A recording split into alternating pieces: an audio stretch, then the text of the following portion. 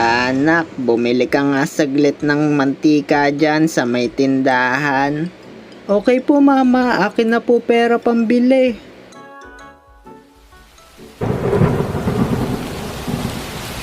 La, mama, umuulan na bigla.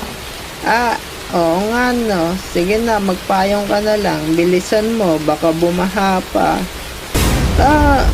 Mama, baka na po. Grabe. Saglit pa lang umuulan. Bumaha na agad. Baha sa Pinas. Zap guys! Kamusta kayo? Sana safe lang kayo palagi. Sa video natin ngayon ay pag-uusapan natin ang mga karanasan ko tuwing bumabaha. Dati nung bata pa ako, kapag bumabagyo ay ayos lang sa akin. Dahil alam ko na magsususpend na naman ang pasok sa school.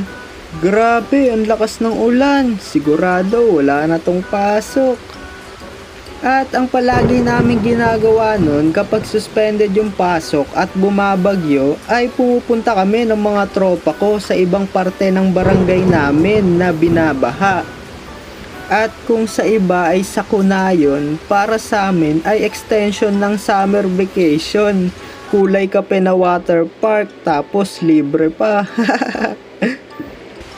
Ay pre, tara dito, mag-swimming tayo sa baha. Ayoko pre, kadiri dyan. Tsaka papagalitan ako ni mama pag naligo ko dyan. Baliw ka ba? Ang saya kaya dito. Ay, K9, tignan mo to. Yak, kadiri. Ikaw kasi, ayaw mo pa maligo sa baha. Ay, squisite talaga kayo. Pero simula nung naging high school student na ako, ay nagbago na yung pananaw ko sa baha at sa bagyo. Tanda ko noon, grade 7 ako, at yung school na pinapasukan ko ay sobrang bahain talaga. At alam nyo naman ang sistema sa Pinas, kung kailan nakarating na kaming mga estudyante sa school, kung kailan basang-basa na kami, tsaka lang mag-a-announce na walang pasok.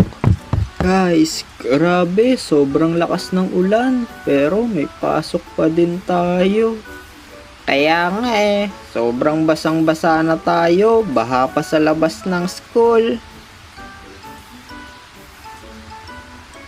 Mga bata, makinig kayo. May announcement si Mayor. Wala na daw pasok. Wow, yeah, buto, wala nang pasok. Guys, ano ba yan? Kung kailan nasa school na, tsaka nag-announce ng walang pasok. At syempre, kahit suspended na yung pasok, ay hindi pa din kami pwede umuwi kapag wala kaming sundo na magulang. Kaya ang ending nun dadating sa school yung magulang ng tropa namin at makikisabay na lang kami dahil wala kaming sundo. Ma'am, ako po yung nanay ni Jopet. Susunduin ko na po siya. Jopet, andito na mama mo. Pwede ka na umuwi. Tita, baka pwede po sumabay na kami sa inyo pa uwi. Ma'am, pwede ko ba sunduin yung 3 batang makulit na yan? Opo, okay lang. Wala pong problema. Yan, sa wakas, makakauwi na tayo. At dahil nga baha na sa labas ng school namin, kaya sobrang hassle talaga kapag pauwi na. Nandyan yung kailangan naming tumungtong at mag-balance sa mga bato para di mabasa yung uniform namin. At may time din na maghuhubad kami ng sapatos at iangat namin yung pantalon namin para pag lumusong kami sa baha ay hindi ito mabasa. Pero kung may extra money naman kami, ay yung pinaka gusto ko ay yung sasakay kami ng pedicab para di na kami kailangan lumusong sa baha. Ang saya sumakay sa pedicab. Kaya nga hindi tayo abot ng baha.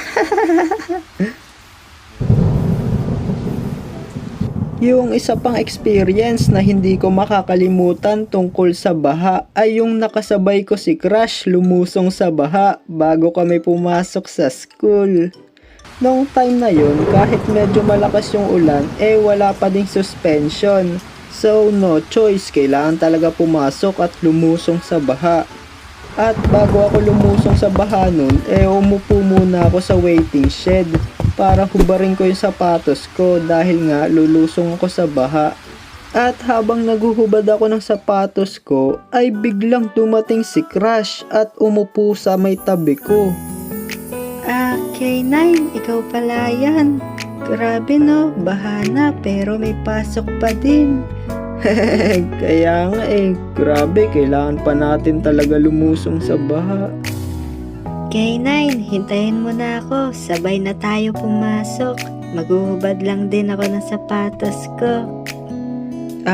Ganun ba? Sige, sabay na tayo. At nung time na yun, grabe talaga yung kilig ko dahil hindi ko akalain na aayain niya ako na magsabay kami lumusong sa baha. Tapos, habang naglalakad kami sa baha nun, iniisip ko, paano kaya kung ipasan ko siya sa likod ko? Parang yung sa mga movie. Kaso, wag na lang, baka matumba pa kami. Parehas pa kami mag-swimming sa baha. Grabe, ang bilis talaga magbaha dito, no? Kaya nga dapat kasi nagsuspend na ng pasok. Grabe, ang lamig ng baha. Parang feelings mo sa akin. Wala. Puro ka ganyan, mag-ingat ka sa baha. Baka mamaya malactospirosis ka. Walang talab sa akin yan, basta kasama kita. Ay nako, ikaw talaga, dami mong alam. Pero ang tunay na plot twist ng buhay ko, nangyari nitong nakaraang bagyo. Dahil akala ko noon never na namin mararanasan na bahain yung bahay namin. Dahil sa lugar namin ay hindi talaga binabaha. Pero nung nakaraang taon na bagyo, sobrang lakas nun at yung harang ng ilog na malapit sa amin ay nasira dahil gawa lang yung harang sa pinagtagpi-tagping yero. Ayun, at sa pinakaunang pagkakataon, naranasan ko na bahain yung bahay namin. Kaya kami nun ng family ko ay dali-dali naming inakyat sa second floor yung mga gamit namin. Pero yung gamit na pinakanahirapan kaming iakyat yung ref namin dahil malaki yun at mabigat. Hindi na namin kaya iakyat yun sa second floor kaya ang ginawa na lang ni Papa kumuha na lang siya ng kahoy na lamesa na pwedeng pagpatungan ng ref namin. At sa tulong ng lolo ko at ng tito ko ay binuhat namin yung ref at inakyat sa may lamesa na kahoy. Grabe, sobrang nakaka-stress talaga nung time na yun. Pinapanalangin namin nun na sana tumila na agad yung bagyo para di na tumaas pa yung baha. At si Papa naman ay hinarangan niya na ng sandbag yung mga harap ng bahay namin para di mabilis pumasok yung tubig. Tapos kami naman ng kapatid ko sinasalok namin yung mga tubig na pumapasok at binubuhos namin sa labas ng bahay. Noong time na yun, mas na-realize ko na sobrang hirap pala talaga na dinadanas ng mga tao na palaging binabaha yung bahay nila. At pagtapos ng ilang oras na malakas na ulan, kinagabihan, salamat at tumigil na din yung ulan. Yung tubig sa loob ng bahay namin ay umabot hanggang sa unang baitang ng hagdan namin. Pero kung maayos lang sana yung harang ng ilog malapit sa amin, hindi kami babahain. Di ko alam ba't nila naisipan na yero lang ipangharang dun sa ilog. Kaya sana mas maging maayos yung mga daluyan ng tubig at flood control dito sa Pinas upang hindi na magdusa yung mga tao sa kapabayaan ng gobyerno. Kayo, anong baha experience nyo?